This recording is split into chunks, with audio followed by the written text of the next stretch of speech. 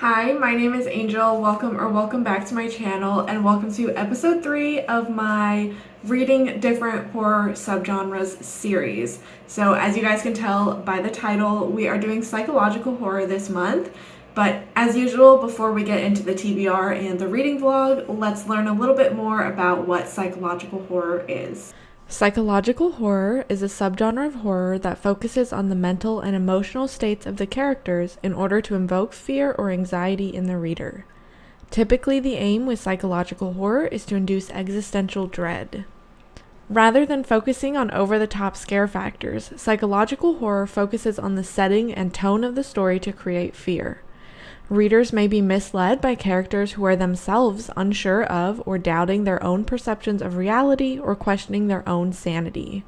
This could be shown through an unreliable narrator, a main character battling mental disorders, a character under the influence of outside manipulation, etc. This Reddit user explains the idea very well in this comment, stating, "If you're scared of something existentially or emotionally, say afraid that the character will be alone or that the character is losing touch with reality, then that's psychological horror. If you're afraid of something physically, say being punched or eaten, that's not psychological horror." Psychological horror also often makes use of mystery elements or plot twists to add to the mental scare factor. It is also a genre that tends to overlap other subgenres of horror. So now that we're back and we know a little bit more about what psychological horror is, let's go through the TBR for this video. On my Kindle, I will be reading A Short Stay in Hell by Stephen L. Peck and Negative Space by B.R. Yeager. And then from the library, I will be getting Misery by Stephen King and The Lost Village by Camilla Sten. This, I think, has been the hardest so far to find books to read in this video. Obviously, psychological horror is mixed in with so many different other subgenres, so it was a little bit difficult to find things that really met that psychological horror mark. So I tried to choose the books that were repeated a lot on the different places that I searched. So hopefully this goes well, but let's go ahead and get reading. I'm going to start off this video with A Short Stay in Hell by Stephen L. Peck for no other reason except that it is short and it's also due on Libby in like 2 days, so I should probably read it. This was previously on my TBR before like choosing books for this reading vlog, so it was really nice that I was able to read something that was previously on my TBR, previously that I had heard of. So I know I've read the synopsis before at some point in my life and thought it sounded cool, but I'm not going to read it again. I don't remember what this book is about, so I'm just gonna go in blind. I've heard it's kind of like mind-bending and kind of existential and maybe makes you think and ponder things, and I've also heard that it's kind of brutal. So I've just gotten out of the shower. I'm sure you guys can tell my boyfriend's taking a nap, so I get to have some quiet time. I've got some time to read, and I'm gonna start working on this and see how far I can get into it before I have to go eat dinner. This book has left me feeling literally just empty inside. When I finished it, I just had to put it down and sit there and think about it and process my thoughts for a little bit before I was ready to come and sit down and film this. So here we go. Let's talk about what the book is about first of all. So this book is based off of a story that is called The Library of Babel, which I have never read. I had never heard of before, so if you're like a super literature hardcore bro, don't come for me, okay? I'm uncultured. But the whole idea of this library is that there is like a seemingly infinite number of books in it. Although there is technically a finite number, it's a very large number, and it's supposed to have pretty much like every possible book ever to exist in it. So our main character, he has died and he finds himself in hell, and this kind of like orientation with this demon, and he's like, oh, you're dead, like welcome to hell. But every person kind of gets sent to their own different hell based off of how they live their life on earth. So this guy liked to read a lot and was really into like books and literature and things like that, so they send him to this hell, which is in this library. And when they get there, they basically have this list of rules that tells them what they can or cannot do and what the end goal is. So their goal basically is to find the one book in this massive library that is basically the story of their life. Once they find this book, they can insert it into this slot, and if it gets accepted, then they finally get to move on to heaven. However, any books that they go through and they take off the shelves during the day all get reset during the night. So if they want to hold on to a book from one day to the next, they have to like physically be touching it in order for it to not reset. So that leads to like, you know, people sleeping with books and things. And we're basically just following this guy as he is trying to do this, learning more about this existence that he's in, meeting other people who are in this same sort of hell with him. And it was very, very interesting. There are a lot of like conversational points in here and a lot of really, really interesting ideas. For example, this library being so massive, like it's supposed to have every possible combination in a book ever. So most of the books are just like incoherent symbols or just random strings of letters. And it takes them a really, really long time until they find a book that actually has like a phrase in English that makes sense. It takes them even longer to find a book that has like a full sentence, let alone a full paragraph. And that turns really, really interesting because we get to this point where they've been there for like 1,000 years and they have this big ceremony every year that they have, I think it's called the most significant text, and they award the person that has found the book with like the most coherent sentence in it. And I just thought that was really, really interesting. Each of the chapters kind of takes us through like a different point in this existence. So like the first chapter is the first day, and then the first week, and then year 100 and something, and then year 1,000 and something, and it just goes on and on and on as he is kind of learning more things, discovering more things about where he is, meeting new people. And there are so many things that I highlighted in here. Obviously, like this is supposed to be psychological, it's supposed to be existential. It definitely delivered on that. There was also like some interesting commentary, I feel like, on religion at the beginning, obviously with these people waking up in hell and they're like, no, like I'm a Christian, I worshiped God on earth, and the demon's like, okay, who cares? The world that all of these people are in is really, really interesting on its own because they are kind of in the afterlife, so they can't really die. Anytime they do die, they just like wake up the next morning and then everything's fine.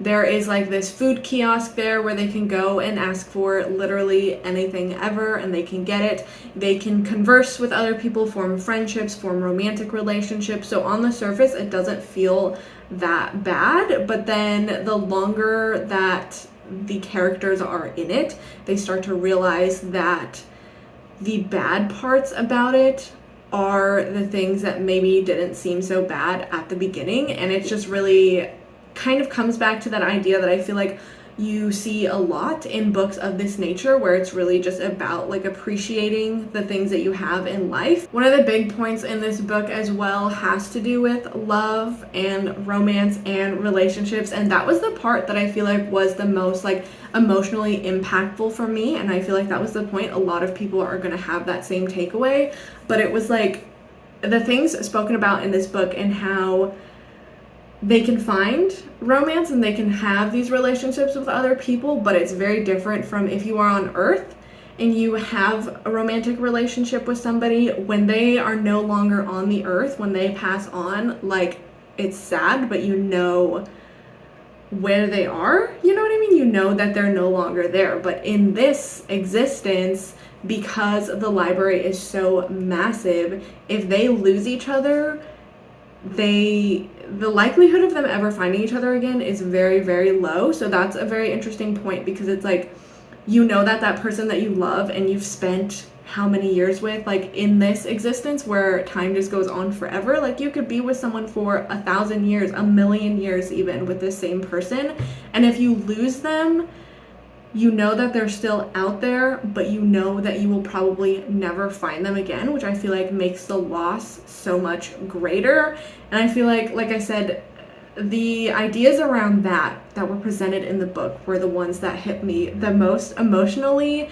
And when I finished this book, it just like really all caught up to me, and it made me want to sob, but I don't even know like why exactly. It's just like the feeling of despair and emptiness that this book leaves you with that really hits. I feel like I could continue to talk forever about this book. I feel like I have been talking forever. There are so many things that I highlighted that I could continue to go on different tangents about, but I don't want to give away too much. I really enjoyed this. I don't know about a rating just yet. I feel like from the way that I'm talking about it, it definitely sounds like a 5-star, but I'm not sure. I definitely want to let it sit with me for a bit longer and really ponder it. This is definitely a book that you will have to stop and ponder and really think about it, and I think it will definitely stay with me for a while, just a lot of the ideas presented.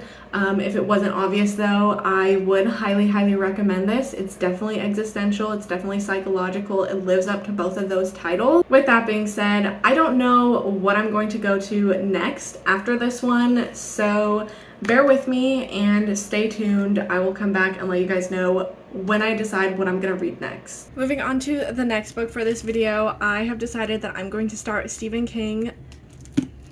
I was just gonna say Stephen King by Misery. I'm gonna start Misery by Stephen King. Y'all don't come for me now. I call myself a horror fan. My mom is a super huge Stephen King fan. She has like every single book ever of his, but I have not read Misery, and I actually have not even seen the movie. However, I have seen that one Family Guy episode where they do a parody of Misery, and I've seen it a couple times, so like, I know what happens. In all seriousness though, that is true, but Stephen King obviously is very well known. This is one of his earlier books, so a lot of people have read it, a lot of people have seen the movie, and because it's been around for so long, it definitely gets referenced a lot in different movies and different media. So like, I feel like if you are in the horror community, it's hard to not know at least a little bit about what this book is about or the things that happen in this book. So I do have a pretty good like basis in my mind before going into this, but I am really excited because of the Stephen King books that I have not yet read. There's a lot of them, but this is one that I've definitely been really excited for and really wanting to read. So I'm really happy that I can get to it for this video, and I'm just very excited to see where it takes us. So it's a bit later now. I have been reading and I just got to part 2, so I figured now was a good time to update you guys. This is just about 90 or so pages in. So for those of you that don't know what this book is about, I'll give you guys like a little bit of a summary. We have this author, his name is Paul, and he is really famous for this series of books that follows this character named Misery. He gets into a car accident one night and he comes to in this strange house, and he's in a lot of pain, and there's this woman there and she says, "My name's Annie, I'm your #1 fan, and welcome to my house," pretty much. So Annie is a huge fan of him and has read like all of his Misery books and really loves them. However, she is still working her way through the most recent one, and in that one, Paul has actually killed off the main character Misery because he's kind of over writing this series. So she is caring for him. Both of his legs are broken. I think his pelvis might be broken too. He's just having a rough time. She is keeping him medicated, keeping him drugged up, and then she eventually finishes that book and realizes that he killed off that character, and she kind of loses it, and she's like, "No, we're not gonna have it this way. You are gonna write me another book and you're gonna bring this character back, and then I'll let you go, like if you get it right." So she buys him this typewriter, gets him a wheelchair, and the story is going to start picking up in this second part, I believe. The psychological elements of it are definitely there. Like, it's very anxiety inducing at times. Obviously, like, he is alone with this crazy woman, and so for most of the book we're just in his head, and it's really interesting because he kind of comes up with these like fake scenarios in order to pass the time and like sort of comfort himself. Like, kind of picturing, oh, what will happen if they find my car in spring when the snow melts, and what would have happened if this were to happen, or if this had gone differently, and he's coming up with all these fake scenarios in his head. And I just think it's really, really interesting to follow. I am enjoying it so far. I think Stephen King does a really good job when it comes to really putting you in the mind of a character and really bringing in a lot of those elements into his horror, using memories from the past and using a lot of like almost stream of consciousness type of things where you're just physically in the mind of this character. And I do really like it. I am very interested in continuing the book, and like I said, it did get a little anxiety inducing for a little while when his captor leaves the house to go into town and he's in his wheelchair and he starts to like explore a little bit and like looking into things, and your heart is racing because you know she's gonna come back any minute and you're so nervous for this man.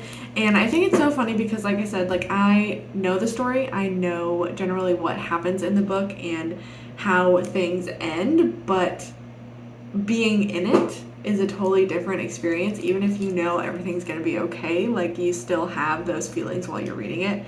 So it's going well so far. I'm hoping to get halfway through before I go to bed, and then I just have the other half to read tomorrow.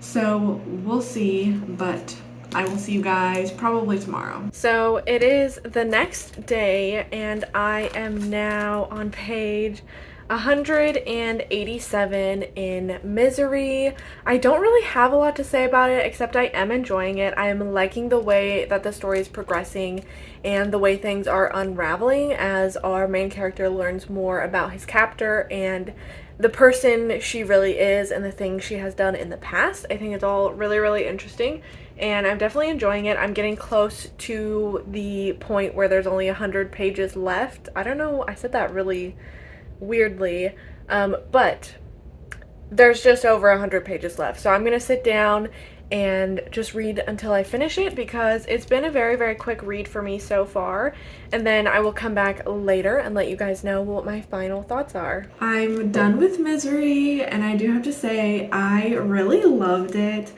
Obviously, Stephen King is popular for a reason. You guys don't need me to sit here and explain that to you. Like, he is a very talented author. This book was a lot more like gruesome and brutal at times than I was expecting. There were definitely a lot of things that I was not expecting to happen in here, but I really, really enjoyed it. I loved the direction the story went. I loved how the ending wrapped up. And I just think Stephen King is very, very talented. This is also interesting because we sort of get that book within a book aspect, because he does have like excerpts from this book that he's writing for Annie.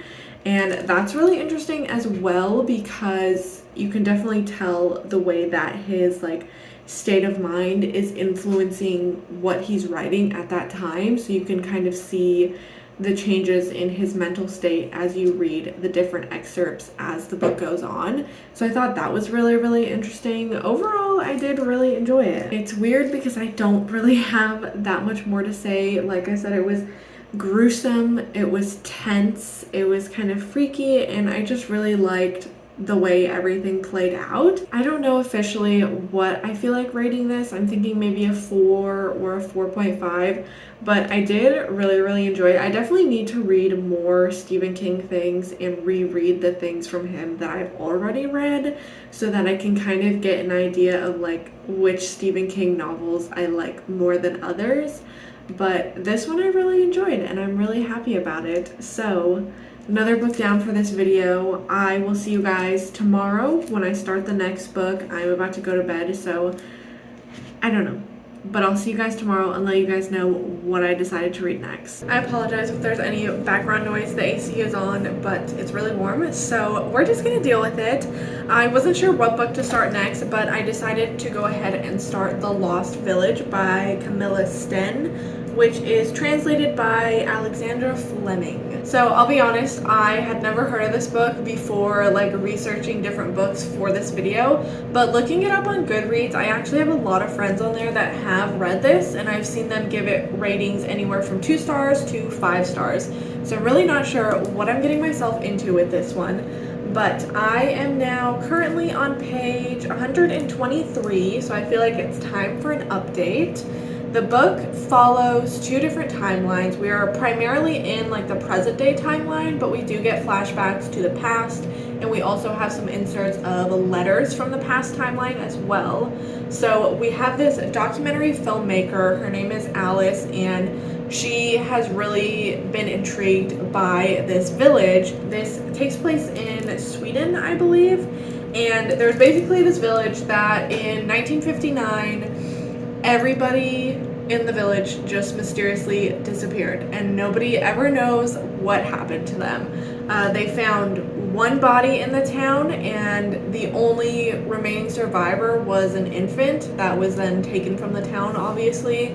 But other than that, nothing else was ever found. There were like pots and pans left on stoves, cups left out on tables, and everybody just seemingly gone from this village. So it's obviously a very intriguing and compelling mystery, and now we have this crew that is very underfunded and not very experienced, but they are very passionate, and they really want to do this documentary and try to bring light to the situation, maybe find some answers. And our main character, Alice, her grandmother actually grew up in the village when she was a child and ended up moving away at a certain point. So that is where like the letters come in, because she has a lot of letters from her grandmother's sister that still lived in the village while all this was happening. So that kind of helps them to piece together things and get a little bit more knowledge.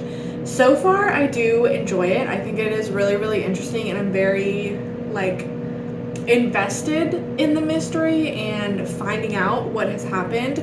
I think we are getting some hints that it maybe had to do with some like religious type of horror, where we have this new pastor that arrived in the town shortly before all of this happened, so maybe he's connected to it. The dead body that was found in the town was of a young woman who may have had some like special needs or some sort of disability that made the town folk be very like prejudiced and like alienate her. So we're learning more and more about that and how that's all connected, and I think it's really interesting. I feel like from here it could go either way though, like it could either go up or it could go down for me. But as of right now, I am interested in it. I don't know if I'm like the biggest fan of the writing. I don't actively dislike it, but I'm not like in love with it either. The book is also split up by different days, as this crew is in this town for 5 days to film this documentary. They are making discoveries, some strange things are happening, and I'm just really curious to see where it all goes. I don't know exactly where the like psychological horror aspect is going to come in, but this one I did see repeated a lot when I was searching for recommendations, so I know there's got to be that aspect in there somewhere, but I'm very curious to see where it goes. I'm going to keep reading for tonight and let you guys know maybe when I get a little bit further. I probably won't finish it tonight, but I'm going to hope to make a bigger chunk in it. So I finished The Lost Village today. I really enjoyed the atmosphere of this book with this whole like deserted village, and this film crew there is kind of like cut off from the rest of the world because it's like a dead zone for getting like phone signal or anything like that. So I think the atmosphere was done really, really well. I will say it is pretty predictable. I predicted all but one of the big like reveals or twists or just like, I don't know, things that happened, the storyline. I guess I predicted all but one of the big things that came up. The psychological aspects of it definitely came up a lot more in the second half as well. I can definitely see why this is psychological horror. And I do just want to point out, because I didn't point out before, that the author does have a really good foreword in here. And in the foreword, she says, "Maybe more than anything, it is a book about how society views women suffering from mental illness," and that is definitely very prominent within this. And it's really interesting that we have the dual timeline in this story, because it kind of allows you to see the different parallels or the same elements happening in both timelines, like things kind of almost like history repeating itself. Not entirely, but there are definitely some similarities with specific characters and the way that they are treated, and I thought that was really interesting. Overall, I did enjoy it. I think I'm gonna give it 3.5 stars because I enjoyed reading it. I enjoyed, like I said, the atmosphere, like the vibe of it all, although it was predictable, so that's kind of why it comes down a little bit for me. It wasn't anything like super crazy or super out there. I feel like it was kind of pretty easy to figure out like what was happening once things did start happening in this village that they're in, but I did enjoy it overall, and I would definitely recommend it. It does say in the like little one-liner, it says the Blair Witch Project meets Midsummer, and I don't know if that's like the best description. I could definitely understand the elements that they are pointing to in both of those films when comparing this to it, but the like overall vibe of both of those I don't feel like is similar to this. Honestly, I don't really have much more to say about this. I feel like that is happening in this video where like every book I read I'm like, I like these things, like it was good, but I don't have a lot to say, and I don't know why. I thought that like for the psychological horror video I was gonna have so much more to say because I feel like there's so many topics and things to talk about when you're talking about like psychological elements within books, but I just haven't really had like any major things that are coming to me when I'm reading these books, although I am enjoying them and I am enjoying psychological horror. I mean, I've kind of known previously that it was a subgenre that I enjoyed, but that was that for this. I think next I'm going to start Negative Space, which I'm excited for. I don't actually know what it's about. I'll have to read the synopsis again, but it's definitely one that I've seen a lot of like horror bookstagrammers or horror book talkers talk about over the years. So I'm excited because it wasn't officially on my TBR, but it was one of those where I would see it every once in a while and be like, oh yeah, I should read that book. So I'm really excited that it came up for this, and I'll let you guys know when I have an update after starting that. So right now I'm on page 109 of Negative Space. I've just been reading it tonight. It's been a very, very quick read, but to be honest, I don't know what is going on. Like, I understand what's going on, but I also don't understand what's going on. Like, I'm so confused reading this book. Like, I know the, like, well, I think I know the plot of it. We are following, like, primarily these 4 teenagers, and the town that they live in, there has been, like, this epidemic of suicides. Basically, just a lot of people committing suicides. Yeah, I don't know why I phrased that like I was gonna say more, but that's really, at the end of it, that's what it is. Just like a very large amount of people committing suicides all within like a few weeks of each other, and nobody's really sure why.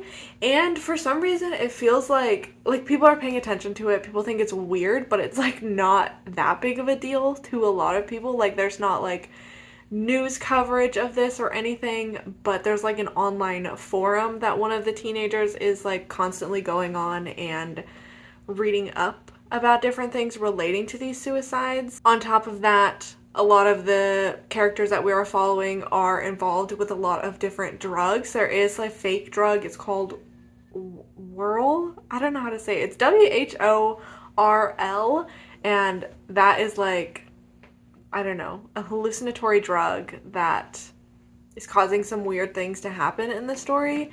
And I think that's probably why it seems so confusing while we're reading it, because it's like feels hallucinatory to the reader, but I'm so confused. Like, as you can tell, like, I feel like my thoughts are so scattered trying to even explain like what's going on, even though like I do understand what's going on. I also have no idea at some points. There's also a lot of triggers in here, so definitely look those up if you do decide to read this book. Obviously suicide being a big one, but there's a lot of other things going on here. I wish I had more to tell you, but like I just don't know what's going on. I don't know where the story's gonna go.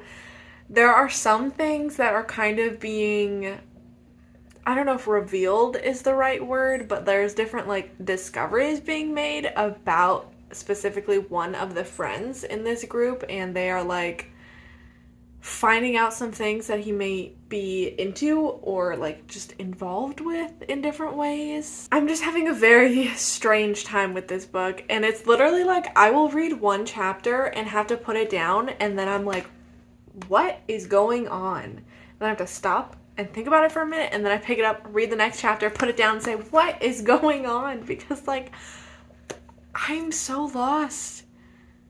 But I understand what's going on, but I'm so lost. So, I don't know. I'm going to keep reading this and let you guys know what happens from here. According to a lot of Goodreads reviews, there's not really a point where you ever get a lot of answers in this book and things aren't fully explained. So, we're gonna see where it goes. I'm now 60% of the way through Negative Space, and I think I'm gonna put it down for a night and give my brain a little bit of a break. It really is kind of like reminding me of last month when I did body horror as a subgenre, and it's really specifically reminding me of The Cipher. Like the vibe of it all is really reminding me of that book, where we have this group of people that are caught up in sort of like an obsession with something that you know is not going to turn out good for them, and there is one member of this group that is more invested in this thing than the others, and everybody else is kind of strung along on this descent, and it's very bleak and depressing. A lot of drug addiction, a lot of triggering things happening, as I mentioned, and it's just like a lot to take in, and I'm still really confused at a lot of parts. I feel like there's a lot of abstract things happening, a lot of dream sequences, a lot of like, what is the word? Like quotes from texts and like books within here that are kind of explaining some of the things that are happening, and it's just really a lot, but I'm enjoying it. Like I'm definitely intrigued and I do want to keep reading, like it has my full attention, but there are times where I'm like, I genuinely don't know what the hell is going on. It's dark, it's disturbing, and I'm really excited to finish it and see where it goes, but like I said, I need to just put it down for tonight. It's getting late anyway, so I'm gonna have to go to bed pretty soon, but I'm gonna give my brain a break because that 60% that I read, I pretty much read just all tonight sitting down on the couch, and I just read all of that because like I said, like it has my attention. I want to keep reading it. It's very like quick to read when I am reading it, but I do have to keep stopping because I don't understand certain things that are happening. Finished Negative Space, and I genuinely don't know what the fuck I just read. This book was so weird. Here's the thing though, this book as a novella would be so good. But the flaw comes with the fact that this book is not a novella. This is 370 pages, and for most of that, you are just reading like the same things happening over and over and over again. Like, this group of people does drugs, and then they do weird rituals in which they have to masturbate, and everything smells nasty, and then over and over and over, and this person kills themselves, and this person kills themselves, and then this person kills themselves, over and over and over. Like, I feel like it was just way too long, way longer than it needed to be for the story that the book was telling. Like, it definitely could have been a novella and still accomplished everything that it wanted to accomplish and tell everything that it wanted to tell. I really can't give a good review on this one. Once again, it really reminds me of reading The Cipher, so if you have read The Cipher and you like that, then I would recommend this. It kind of has that same vibe to it. It's definitely not a book where you ever get any answers or explanation or really any sort of conclusion, but I highlighted a bunch of things, and I just want to go through and share some of the quotes so you can get an idea of what I just read, okay? Let's see. Here's the first good one. His pubes smelled like rotten fruit. Love that. All food tasted like decay. Meat, fruits, vegetables, everything. Like it was rapidly decomposing in my mouth. I do like that quote, but it gives you a sense of like the whole vibe of this story. There was also a point in which one of the characters we're following has a dream in which her dog is like driving a car and she's like in the car with him, and then they like start making out, so that was strange. This quote, my penis filling him with bees. Don't ask me what that means because I have no idea. This quote says, "A dot on the wall speaks to me. It reads me books." What does that mean? I don't know. Well, that's good because the next quote I highlighted says, "That doesn't make any sense." Another one that gives you an idea of the vibe of the book: "The stench of meat and piss in everything." And my very last highlight from this book: "The cave walls smelled like his sweat, like his spit and rotting teeth, his cum and piss." There's a lot of other things in here that aren't so crazy, like quotes that I liked, quotes that were good, but the general vibe of it was very strange. And like I said, I don't know if I can really give it a full review. I just wish that the author decided to make this into a novella because I feel like it just would have worked so much better and wouldn't have been so exhausting to read. I think I'm gonna give it 3 stars. It's definitely a book that I feel like I will think about a lot in the future, but I can't really give it a high rating because I didn't necessarily have like the best time reading it. And then also, like I said, we never really get an explanation to anything. Like, we know that these suicides are occurring, but we have no idea why. Like, there's literally points in the book where like 12 people commit suicide in the same night in this town and nobody cares. Nobody bats an eye about it. And then the end was very strange as well, like just a lot of things that can't really be explained, and why they had to do rituals that involved them like masturbating. I don't know. As you can see, I'm really struggling to comprehend what I even read and how I feel about this book, but it was weird. My brain is rotting and I need to not think about this anymore, even though that's gonna be really hard. I'm definitely gonna keep thinking about it. But I'm gonna be honest with you guys, I did have another book that I wanted to read for this video, but with the timeline of when I want to upload this, it's not that I can't read the book within that timeline, like I definitely can, but then I would be kind of forcing myself to read it when I don't necessarily feel like it. Not that I don't necessarily feel like reading that specific book, it's just I don't feel like forcing myself to read it in the time span that I have, and I know I did it to myself, but rather than to just push through and risk like burning myself out, I'm just gonna cut the video off here. I still read 4 books, so I feel like that's a really good number, but I will come back in a second and give you guys like the final like wrap up and go through everything that I read and my final thoughts on everything. Alrighty guys, well, that is the end of the video, so we'll do a little bit of a breakdown right now and talk about my final thoughts on all of these, because I know a lot of them initially when I finished I wasn't sure what I wanted to rate it. So starting from the beginning, A Short Stay in Hell by Stephen L. Peck is definitely getting 5 stars. That is a book that I'm still thinking about even after reading everything else for this video. That one has stayed in my mind. Next, I read Misery by Stephen King, and I am landing on a 4.5 rating for that book. I really enjoyed it, and once again, I'm still thinking about it. Then I read The Lost Village by Camilla Sten, and I think I'm sticking with 3.5 stars for that. I keep going back and forth between 3 or 3.5 stars. I did enjoy a lot of things about it, but I think there were things that needed some improvement as well. And lastly, I read Negative Space by B.R. Yeager, which I am landing on 3 stars for. Obviously, you guys can tell I had a really hard time forming my thoughts for that book.